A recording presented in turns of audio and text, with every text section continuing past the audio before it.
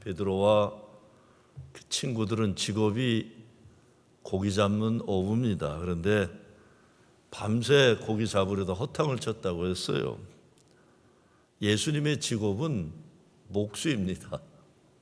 예수님이 야 그렇게 하면 안 된다. 깊은 곳에 물을 던져라, 그물을 던져라. 그랬더니 잔뜩 잡혀가지고 배 2개 이렇게 가득 채웠다 이렇게 했습니다. 그러면 막 좋아서 펄펄 춤을 추고 잔치를 벌여야 되는데 베드로가 주여 나를 떠나소서 나는 죄인이로소이다 그랬습니다. 좀 이해하기가 어렵죠. 왜 이렇게 기쁜 성공했는데 나는 죄인입니다. 나를 떠나소서라고 말을 했을까요? 오늘 본문과 연결되는 이사야 6장 말씀에 보면 이사야가 이런 말을 합니다. 성전에 하나님의 영광이 가득하고 천사들이 찬양이 천지를 진동하는데 이사야가 화로다 나여 망하게 되었도다. 그래서 나는 입술이 부정한 사람이요. 근데 내가 하나님을 만났다는 겁니다. 이사야는 하나님을 만나고 베드로는 예수님 만난 겁니다. 근데 그때 하나님이 천사를 보내서 이사야의 자기 입이 부정하다고 하는 이사야에게 촛불로 입술을 지져버려요. 그랬더니 악이 제하여 졌고 죄가 사하여졌다 이렇게 되어 있습니다. 자기는 하나님 앞에 나올 수 없는 더러운 존재라고 이사야가 고백했는데 하나님이 하나님의 천사를 보내 입술에 촛불로 데워서 깨끗하게 하고 죄를 사하여 줬다. 그리고 하나님이 이렇게 말씀하세요. 내가 누구를 보내며 누가 우리를 위해 갈꼬 그랬어요. Whom shall I send and who will go for us? 아주 유명한 말씀이죠. 그랬더니 이사야가 뭐라고 합니까? Here I am Lord, send me. 제가 여기 있습니다. 나를 보내소서. 그렇죠. 나를 보내소서. 이사야 선지자에게 일어난 일이 베드로에게도 똑같이 일어난 겁니다. 예수님이 이제는 사람을 구하는 사람을 살리는 일을 해야 된다 그러니까 자기가 하던 걸 다 버리고 예수님을 따라 나서는 거예요. 이것이 다 거룩한 하나님과의 만남입니다. 하나님의 거룩한 임재에서 두려워하는 것. 근데 이게 두려움이라는 게 겁에 질린다는 것이 아니라 하나님 앞에서 자기를 성찰하는 그런 하나님과의 만남의 역사입니다. 하나님을 만난 사람은 하나님의 뜻을 깨닫게 되고 하나님의 뜻에 순종해서 살아가는 사람이 되는 거예요. 이제부터는 고기 많이 잡아 성공하는 게 돈 버는 일이 성공이 아니라 사람을 살리는 일을 위해서 인생의 거룩한 전환이 이루어지는 거죠. 같은 내용인데 마태복음과 마가복음에서는 사람을 낚는 어부다 이렇게 되어 있어요. 근데 누가복음에서는 조그레오란 헬라어를 쓰면서 영어로 take alive, catch alive, 살아서 잡는다는 뜻인데 그 해석을 보면 누가복음에서는 사람을 살리는 일을 위해서 이제부터 너는 사람을 살리는 일을 위해 살아야 된다 이런 말씀이에요. 이 전제를 가지고 오늘 본문을 통해서 저와 여러분이 새롭게 결단해야 할 인생의 거룩한 변화가 무엇일까 생각할 수 있기를 바랍니다. 첫째, 인생의 실패를 새로운 인생의 기회로 삼는 겁니다. 어부예요. 어부인데 어부가 잘해야 되는 것에서 실패한 겁니다. 이게 한심한 노릇이죠. 한심한 노릇이에요. 제가 이렇게 목사들도 보면 이게 목회보다는 어떤 때 뭐 족구를 더 열심히 한다든가 탁구를 더 열심히 친다든가 골프를 하면서 거기서 쾌락을 느끼는 사람들이 많아요. 그게 나쁘다는 게 아니에요. 제가 가끔 보면 저 사람은 본업이 골프지 목회가 아닌가 하는 사람들이 있어요. 그 잘하면 뭐하겠어요? 자기 본업에서 잘해야 되는데 못하니까 베드로가 이게 민망한 인생이 된 거예요. 그런데 오히려 실패했기 때문에 새로운 길이, 하나님이 열어주신 길이 열리게 되는 겁니다. 저는 베드로하고 친구들이 밤새 고기 잡으려다 못 잡고 그물을 씻고 고치는 거 할 때 뭘 했을까 생각해 봤어요. 저는 자기 자신을 돌아보는 시간을 가졌으리라 생각해 봅니다. 자기 성찰의 시간, 인생을 돌이켜보는 거예요. 이 과정을 통해 베드로는 예수님을 만났을 때 나는 죄인입니다 라고 회개를 할 수 있었던 거죠. 때로 우리 인생에 실패가 있어야 우리가 주님 앞에 무릎을 꿇게 됩니다. 개인도 그렇고 가정도 교회도 자기 마음대로 잘 되는 것 같을 때가 오히려 교만에 빠지고 감사와 기쁨을 잃어버리고 영적으로 어둠에 빠지는 거예요. 오히려 내 마음대로 되지 않는 인생의 어려움을 통해, 실패를 통해 하나님을 다시 찾고 하나님의 뜻에 따라 살아가고자 하는 신앙의 회복, 전진을 우리가 이룰 수 있는 것이죠. 베드로가 회개했습니다. 뭘 회개했을까요? 아마 실패의 인생에 대한 회개일 수도 있지만 예수님을 만나면서 보니까 헛된 삶에 대한 그것을 집착했던 삶에 대한 회개라고 저는 생각해요. 분명한 것은 예수 그리스도 만나 죄의 용서함을 받고 속죄함을 받을 수 있다는 건 엄청난 은혜이고 축복이에요. 사람에게 말하지 못하는 내 심령의 가장 깊은 곳에 있는 아픔, 어려움 이런 거 누구하고 얘기할 수 없어요. 제가 얼마 전에 목사들 무슨 모임에서 있다가 당신들 가장 깊이 속에 있는 거를 이야기할 사람이 있느냐? 거의 다 없어요. 거의 다 없어요. 여러분 한 사람이라도 있다면 여러분 대단히 복받은 사람들입니다. 거의 감춰놓은, 누가 그러더라고요. 서랍이 여러 가지가 있는데 사람에게 공개할 수 있는 서랍들이 좀 있고 마지막은 절대로 자기가 열어보지 않는 자기 서랍이 다 있대요. 꺼내보고 싶지 않은 게 다 있는 거예요. 근데 예수님 앞에 무릎 꿇고 다 내어드린, 이게 얼마나 큰 축복이에요. 어떤 의미에서 또 깊은 곳, 그물을 던지라고 하는데 깊은 곳이란 우리 삶의 가장 깊은 곳에 있는 아픔이거나 두려움이거나 죄책감이나 그럴 수 있어요. 그것을 열어서 주님께 내어놓으라. 또 다른 의미에서 유대 문화에서 깊은 물은 미지의 세계에 대한 두려움입니다. 그런데 그곳을 두려워하지 말고 들어가라는 거예요. 주님과 함께 그곳에 들어가서 나를 두렵게 했던, 나를 불안하게 했던 그 미지의 세계가 하나님이 열어주시는 은혜, 축복임을 볼 수 있는 그 신앙으로 살려는 것이죠. 사실 오늘 실패를 했다고 해도 갈릴리 호수에 고기가 많아요. 뭐 오늘 못 잡으면 내일 잡을 수 있는 거예요. 근데 사람을 낚는 어부가 된다는 것은 전혀 다른 차원의 것입니다. 사람은 인격의 존재입니다. 예배당에 잡아 가둬놓을 수 있는 존재가 아니에요. 물론 이단 사이비들은 세뇌해가지고 그렇게 할 수 있는지 모르지만 제대로 된 교회에서는 사람을 예배당 안에 가둬두고 이렇게 잡아먹고 그럴 수 없어요. 다 인격을 가진, 자유의지를 가진 존재들이기 때문에 사람을 잡는, 사람을 살리는 이 일이란 건 쉬운 게 아닙니다. 그래서 예수님이 제자들을 전도하기 위해서 세상에 보내면서 뭐라고 하세요? 야, 니들 보내는 게 이거 저 늑대들 으르렁거리는 그걸로 보내는 것 참 내가 참 마음이 아프다, 이렇게 얘기하시는 거예요. 사람을 살리는 일이라는 이 일이 얼마나 어려운지 몰라요. 그렇지만 예수님은 그 삶을 살아야 의미 있는 삶을 산다. 실패와 성공을 반복하는 그런 인생이 아니라 잃은 영혼 한 사람 구하는 것이 천하를 얻는 하나님 기쁨과 영광인 그 인생으로 초대하시는 겁니다.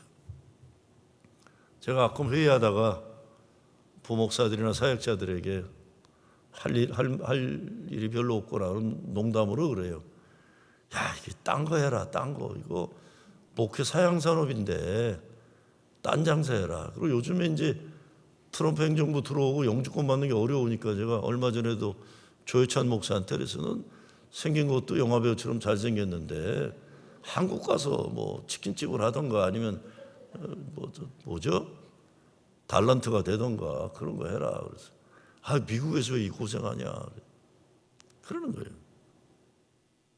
그런데요, 이 사양산업처럼 보이는 이 목회가요, 우리 뉴욕연회 뭐 다른 교단들 그렇게 보면 목사가 되겠다고 찾아오는 사람이 끊이지 않는 거는 이 세상 많은 민족 가운데 꼭 이 조선 사람들만 와요. 한국 사람들만.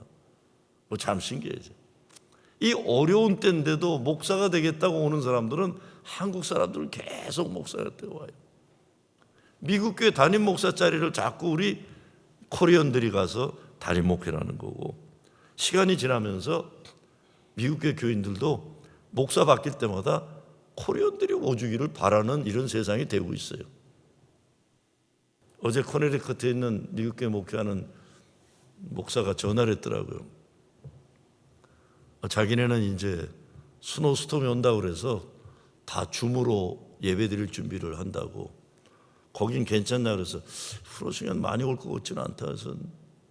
근데 우리는 눈이 많이 온다 그러면 뭐 아주 그냥 천하가 문제가 되는 거 아니래요. 우리는 그런 걱정 안 해요. 어제 아침에 신기성 전도사가 부목사들한테 내일 눈이 오늘 밤에 많이 오면 주일날 새벽에 일찍 와서들 눈 쳐야 된다고 명령을 하는 걸 보내시더라고요. 일베에 오신 분들은 이 가스 냄새 맡으셨을 거예요. 다 와서 이제 눈 치는 거. 목사들이 작업복하고 양복 둘 다 가지고 와서 눈 다 치는 거예요. 왜? 왜 그래요, 목사들이? 이 프로싱 제일교회 교인들은 이게 보통 극성이 아니세요, 여러분들이요. 눈이 오나 비가 오나 예배당 우리 문 열어야 돼요. 우리 줌으로 안 해요. 그렇죠?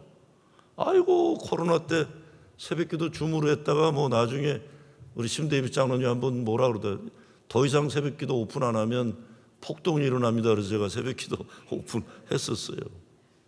그렇게 치열하게들 살아요. 그렇게 치열하게 사니까 우리는 미국계 목회하는 사람들하고 문화적으로 다를 수밖에 없는 거예요. 왜? 여러분 왜 치열하게 사십니까? 예배 드리지 않으면 살 수가 없기 때문에 그런 거예요. 예배 드리지 않으면 살 수가 없기 때문에. 아이고, 코로나 끝나고 하도 수요예배 사람들이 안 모여서 제가 넌지시 얘기해 봤어요. 권사님 몇 분한테. 수요예배 좀 쉽시다. 그랬더니 권사님 한 분이 너나 아주 쉬어라 그러시더라고 나한테. 못 쉬어요, 못 쉬어. 우리는 큰일 나는 교회, 큰일 나. 왜? 예배가 없으면 살 수가 없기 때문에 그런 거예요. 사람들이 보기에는 목회 사양 산업입니다. 교회 요즘 어려워요. 코로나 사태 어려웠어요. 한국이나 미국. 거기다 우리는 또 덤으로 교단 분리 사태까지 일어나가지고 지금 LA 지역이나 시카고 지역이나 우리 연합감리교 쌈박질 난 게 다 지금 어려워졌어요. 나간 사람들은 몸만 가지고 나갔고 남아있는 사람들은 예배당만 남아있어요.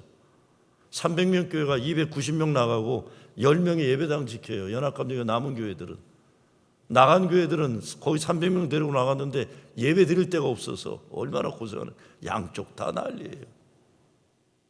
앞으로도 후유증이 만만하지 않을 게, 교인들도 보면 뭐 자기가 잘못하고 다른 불만이 있으면 꼭 딴 문제를 갖고 얘기하는데 이제 힘들 거예요. 그런데 하나님이 멀쩡히 살아계시는데 교회가 어떻게 사양산업이 됩니까? 예? 예수님이 죽음의 권세를 이기고 부활하시고 내가 살았으니 너희도 살리라 하셨는데 교회가 뭘 두려워하겠어요? 성령님이 시퍼렇게 살아 역사하시는데 교회는 죽을 수가 없어요. 교회는 죽는 곳이 아닙니다. 우리 사람의 눈으로 볼 때는 어렵고 힘든 게 눈에 보이는 거지만 하나님은 지금 이 가운데서도 새로운 역사를 이루고 계시는 겁니다. 물론 어려움을 통해 우리가 새로워지도록 개혁을 요구하시고 바닥에 떨어지는 경험을 통해서 겸손하게 하시고 우리 인간들로 하여금 하나님 아니면 살 수 없는 하나님만 의지하도록 만드는 이 견고한 신앙으로 우리 일어나기를 바라실 뿐입니다. 하나님은 어떤 분이세요?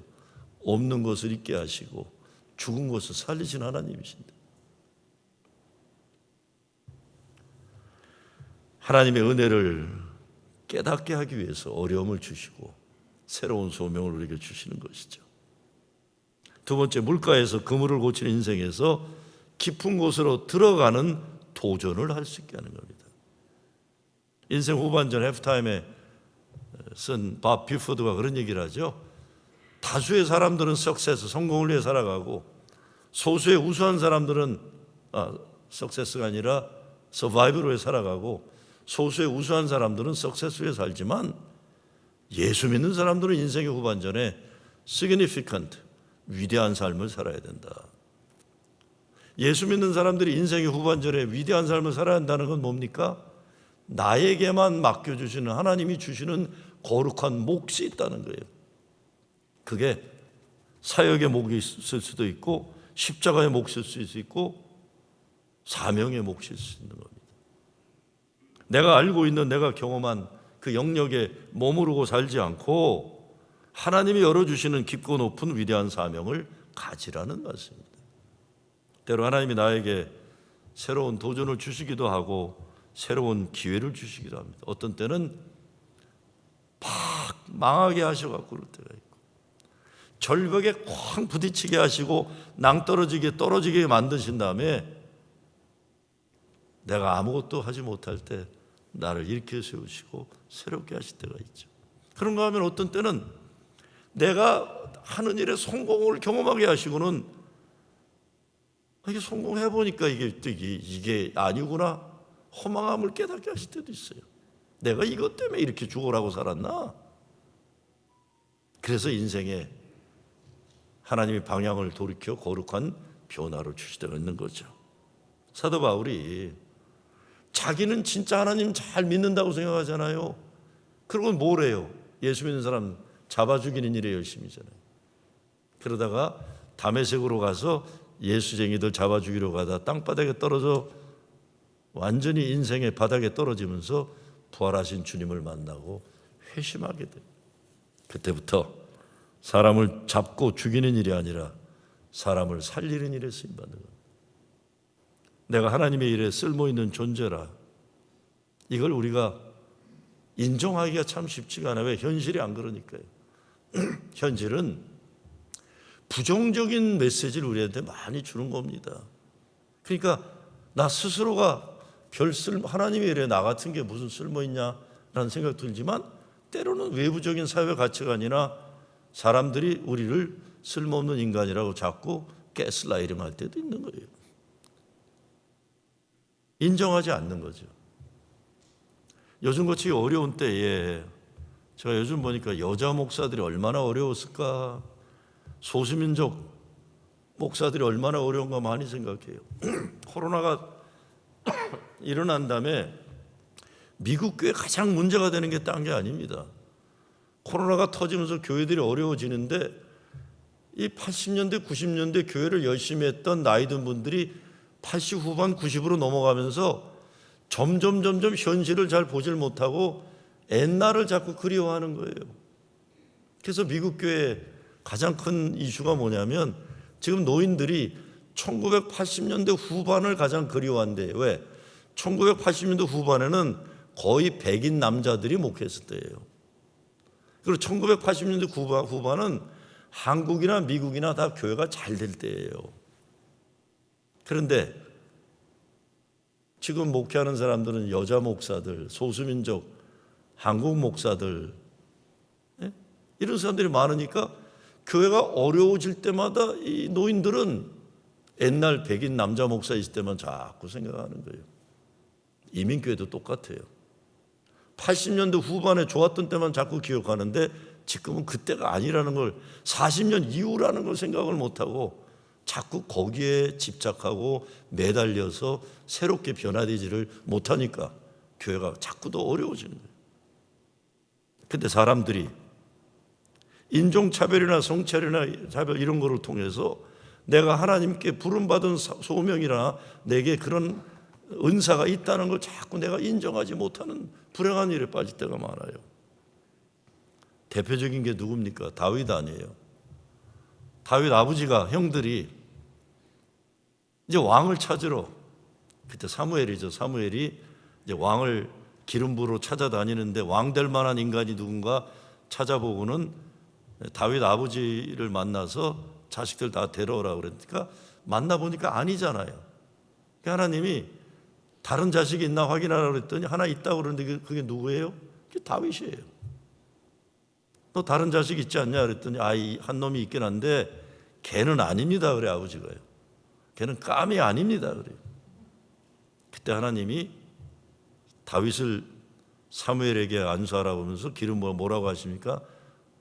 나는 사람의 외모를 보지 않고 중심을 보신다고 하신 말씀이 그 말씀입니다.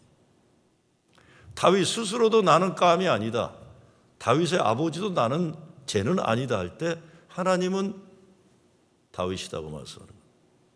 잔 맥스웰이라는 지도력 개발 전문가가 사울과 다윗을 비교하면서 사람에게는 하나님이 주시는 축복의 통로를 가로막는 뚜껑이 다 있다고 그래요. 열려야 되는데 이게 가로막혀서 하나님의 은혜와 축복의 통로가 가로막혔다. 한 인간이 흥할 수도 있고 망할 수 있는데 차이점은 하나님의 축복의 통로를 가로막는 뚜껑을 어떻게 제공하는가. 이게 인종차별일 수도 있고 성차별일 수도 있고. 사울은 사실은 인간적으로는 대단한 사람이어서 기골이 장대하고 가문이 출중했는데 사울이 가지고 있는 문제는 다른 게 아니었습니다. 다른 사람들에게 자꾸 축복의 통로를 가로막는 뚜껑을 씌워주는 인간이었어요. 못된 짓 한 거죠. 다윗은 인간적인 약점이 많았지만 하나님이 자기의 은혜와 축복을 열어주는 걸 경험한 이후부터 다른 사람들의 가로막고 있는 뚜껑을 열어주는 일을 잘했던 거라는 거죠. 여러분에게는 어떤 문제의 뚜껑들이 있습니까? 여러분을 아프게 해서 일어나지 못하게 하는 상처일 수도 있고요. 여러분을 무시하는 사람들 때문에 기가 죽어서 있을 수도 있어요.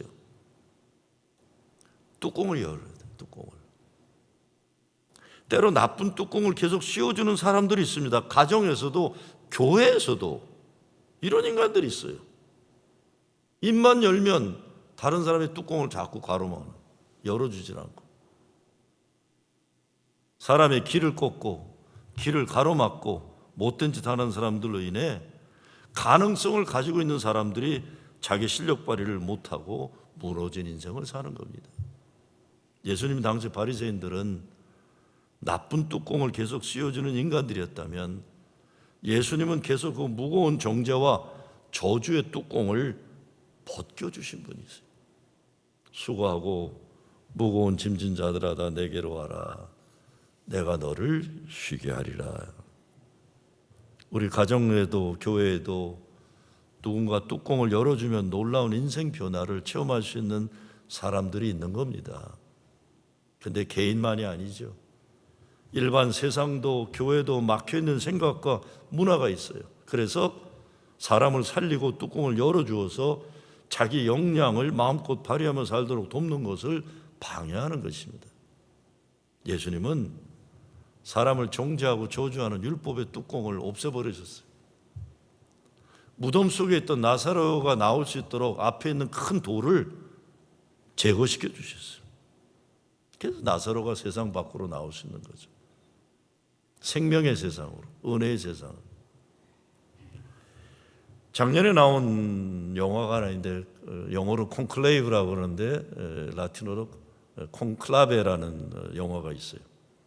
아마 이번에 아카데미상 엄청 받을 것 같아요.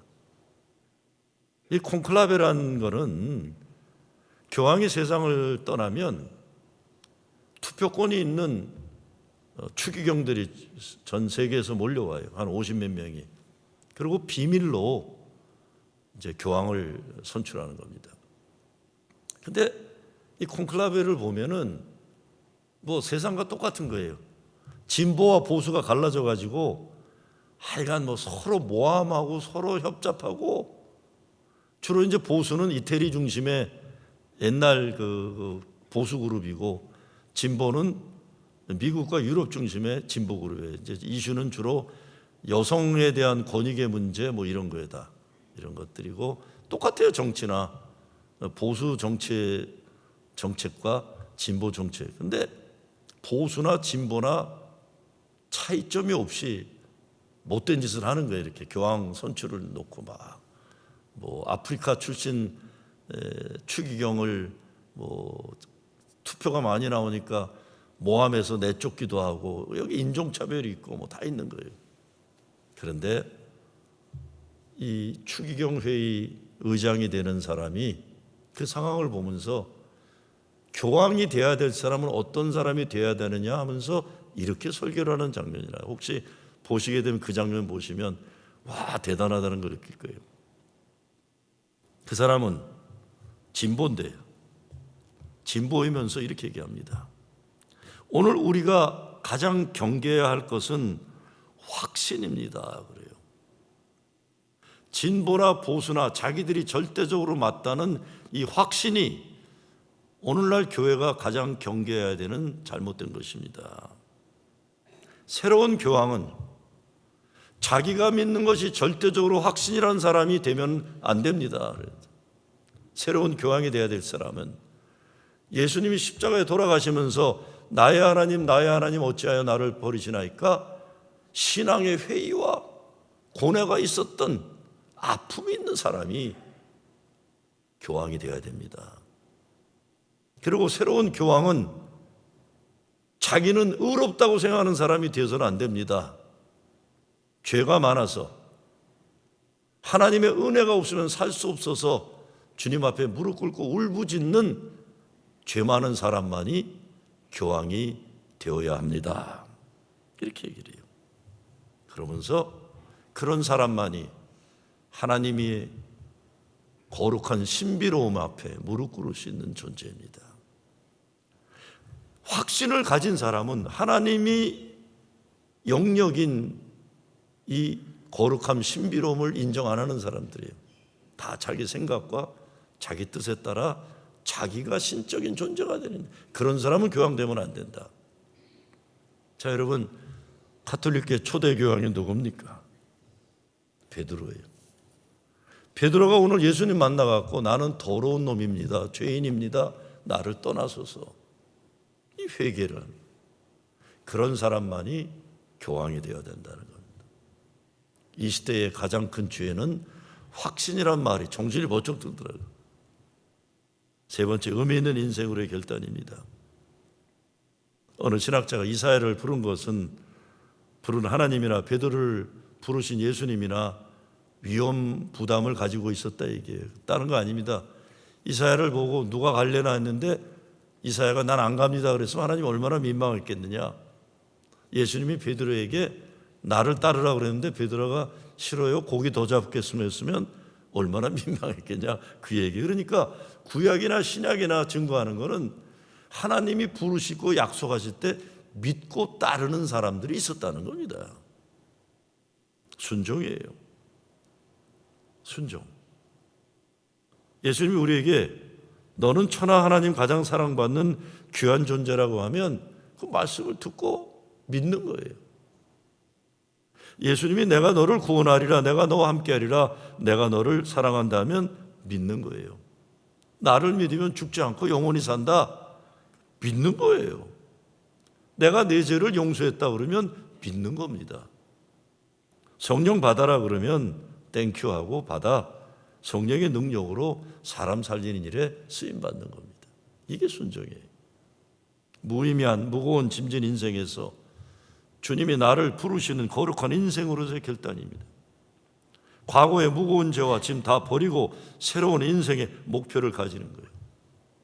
먹고 사는 거 좀 많이 벌면 성공이라고 하고 못 벌면 찌그러져서 좌절하는 인생이 아니라 아무리 힘들고 어려워도 한 잃은 영혼을 구원하는 일에, 사람을 살리는 일에 쓰임받는 위대한 인생으로 우리가 인생의 전환이 되어야 되는 것이죠. 오늘 우리가 물어야 할 질문은 무엇이 나의 삶을 의미 있게 하느냐 합니다. 여러분 진짜 의미 있는 삶 사시나요? 저는 어떤 때 저 인간은 왜 저러고 사나 하는 사람들이 있어요. 목적도 없고 목표도 없고 자기에게 근데 그러고 살아요. 그것도 또 패거리가 돼서 그러고도 살고. 내가 하는 것이 어떤 의미가 있느냐는 음미하거나 자기 성찰이 없는, 그냥 그러고 사는 거예요. 40년에 그랬으니까 오늘도 그러고 사는 사람들이에요. 의미 있는 삶은 사람들에게 인정받고 존경받는 것만이 아니라 하나님 기쁨과 영광되는 인생이에요. 이 시대에 필요한 사람은 깊이 있는 사람이다. 리차드 포스터가 디스플린 오브 영성의 훈련이라는 책에서 그렇게 얘기를 하죠. 이 시대에 필요한 사람은 깊이 있는 사람이다. 현대인의 문제가 피상성이라고 그러는 거예요. 목회 상담하는 사람들이 한동안 썼던 말이 에서 신드롬이란 말이 있어요. 에서가 뭐예요? 야곱에게 배고프다고 팥죽 한 그릇에 하나님 장자권 축복권을 팔아넘긴 인간이 피상적인 거예요. 시시한 관심들 가지고 시시한 짓거리들 하면서 거기서 뭐가 있는 것처럼 그게 나이가 50년, 40년, 30년 지나 오늘까지도 그러고도 사는 거예요. 피상성이에요. 깊이가 없어요. 예수님은 깊은 곳에 그물을 던져라 하지. 인생의 거룩한 목표를 가지고 예수님을 따라 나선 베드로가 얼마나 행복한 존재입니까? 중년의 세상 성공에는 실패했지만 사람 살리는 거룩한 사명을 가지고 살게 되는 게 얼마나 감사해요. 베드로의 회개, 베드로의 결단, 베드로의 은혜 체험, 베드로의 인생의 전환, 이것이 저와 여러분에게도 요구되는 것이죠. 이를 위해서 깊이 더욱 깊은 곳으로 들어가야 돼. 성경 말씀에 푹 빠져보는 축복. 한번 예수 믿으면 성경 속에 한번 깊이 들어가 봐야죠. 말씀 읽고 묵상하고 깊은 은혜의 바다에 빠져들어가는 축복이에요. 깊은 기도를 경험하란 말이죠. 깊은 은혜의 바다에 빠지라. 이거 안 하면서 교회만 수십 년 다니고 물가에서 퐁당퐁당 하면서 그게 시시하게 이렇게 살겠어요. 깊은 곳에 이런 거듭나는 회심의 체험과 성령의 능력에 힘입어서 사도 바울이 어마어마한 선교의 역사를 길을 열면서 고백한 말씀이 뭡니까? 내가 나된 것은 하나님의 은혜로 된 것이니 내게 주신 그의 은혜가 헛되지 아니하여 내가 모든 사도보다 더 많이 수고하였으나 It is not I, it is not I. 내가 한 것이 아니요 오직 나와 함께 하신 하나님의 은혜로라. 하나님의 은혜로라. 이렇게 주일에 예배드리는 여러분은 하나님이 예비하신 축복의 사람들입니다. 오늘 하루도 절대로 하나님이 허락하지 않으셨으면 저와 여러분에게 주어지는 것이 아닙니다. 예수님 말씀 순종해서 깊이 깊은 은혜와 깊은 사랑과 깊은 헌신과 거룩한 소명을 가지고 주의 기쁨과 영광 되는 여러분 되시길 주의 이름으로 축원합니다.